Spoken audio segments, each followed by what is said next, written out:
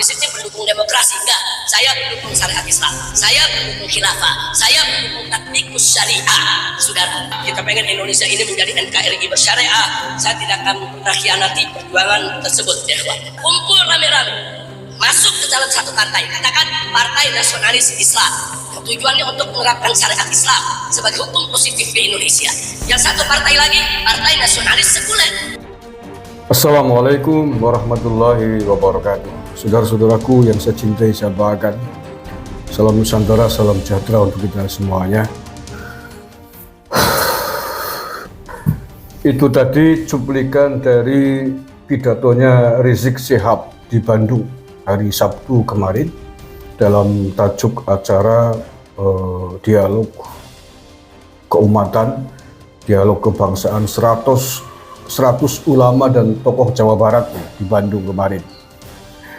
Ya, ulama versi mereka tentu saja, tokoh versi mereka tentu saja. Nah, dalam pidatonya itu secara terang-terangan Muhammad Rizik Syihab mengungkapkan jati dirinya. Ia masih ingin NKRI bersyariah, ia masih ingin khilafah. Dia mendukung NKRI bersyariah, dia mendukung khilafah.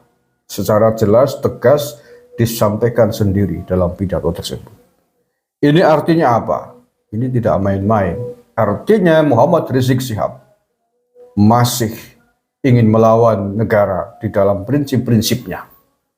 Ia tidak terima dengan prinsip-prinsip negara yang disepakati oleh para pendiri bangsa kita. Dan ini tidak main-main. Ini sangat prinsipal dalam kita berbangsa dan bernegara. Tidak boleh siapapun merubah prinsip-prinsip kita di dalam berbangsa dan bernegara. Kita sudah punya Pancasila, sudah punya Bhinneka Tunggal Ika, NKRI harga mati, Negara Kesatuan Republik Indonesia harga mati. Tidak boleh diutak-utik oleh siapapun, apalagi seorang Rizik Syihab yang notabene adalah keturunan imigran dari Yaman. Mau merubah prinsip kita di dalam berbangsa dan bernegara, mau menganulir kesepakatan besar para pendiri bangsa ini di dalam berbangsa dan bernegara. No way. Tidak bisa dibiarkan ini. Aparat keamanan kita harus waspada. Dia mengatakan bahwa apa yang digagaskan ini, dilontarkan di Bandung ini, sudah disampaikan di berbagai forum, di mana Rizik Syihab akhir-akhir ini melakukan roadshow dan lain sebagainya itu. Ya, jadi di dalam pidato tadi, kalau saya simpulkan, dia mengkritisi adanya multi partai di negara ini hari ini.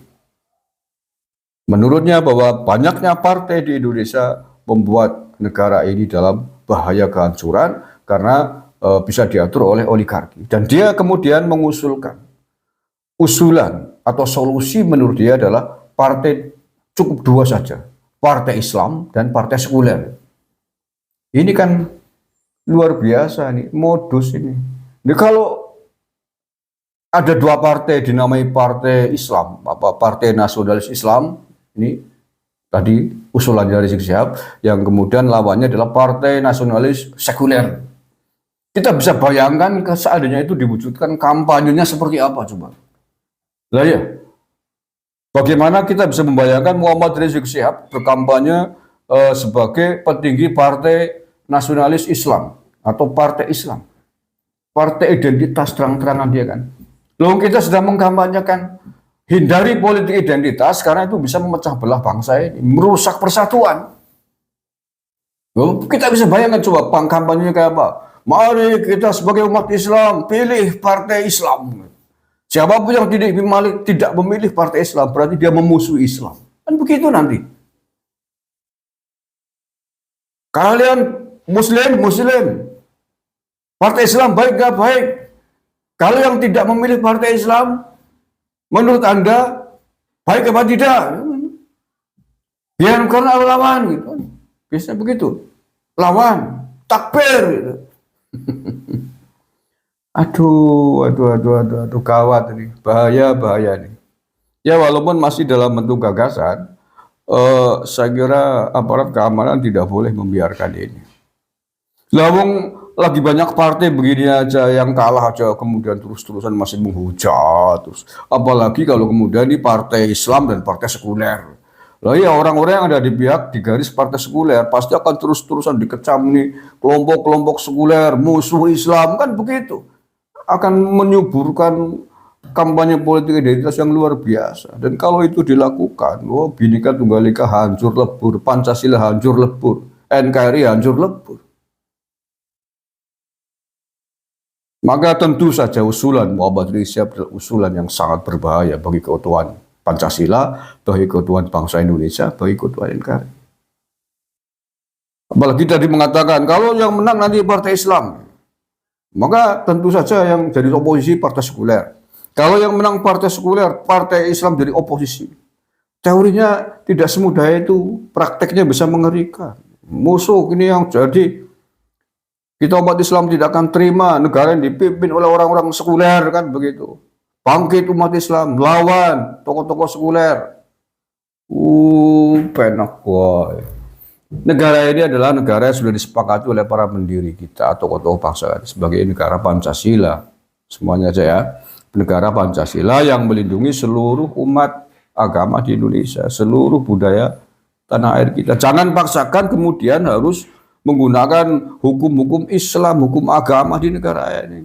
Hancur lebur nanti agama yang lain. Partai Nasionalis Islam dengan tujuan visi misi ingin menegakkan syariat Islam. Partai yang mencita-citakan hukum positif di negara ini ditegakkan atas dasar syariat Islam. Loh yang non-muslim bagaimana? Yang agama Kristen, Buddha, Hindu, dan lain sebagainya, mau ditaruh di mana? Wong yang negara yang sudah menerapkan syariat Islam, yang seluruh penduduknya Muslim, tidak ada partai sekuler. Itu saja peperangan, konflik berdarah berpuluh-puluh tahun tidak pernah berhenti kok. Jangankan mau dihadapkan umat Islam, partai Islam dengan partai sekuler, dengan kampanye-kampanye mereka. Hancur lebur. Afghanistan itu, semua penduduknya Muslim. Dengan faksi-faksi partai Islam yang berbeda, ada Al-Qaeda, ada ISIS, ada Mujahidin, ada Taliban. Sampai hari ini belum pernah selesai konflik. Sama-sama Muslim. Apalagi kemudian dihadapkan antara Muslim dengan non-Muslim dalam konteks partai politik. Yalah. Bubar pasar negara ini. Jangan begitulah, Kang. Jangan diterus-terusin. Kalau kalian hidup di Indonesia ya, seluruh keturunan imigran Yaman nih, tidak hanya Muhammad Rizik Syihab, seluruh keturunan imigran Yaman, Anda mestinya berterima kasih hidup di Indonesia. Kalian mestinya berterima kasih dengan bangsa Indonesia yang telah menerima kalian lebih dari yang diperkirakan, lebih dengan penghormatan dibanding di negara kalian sendiri di sana. Syukurilah, terima prinsip-prinsip berbangsa dan bernegara yang ada di negara ini.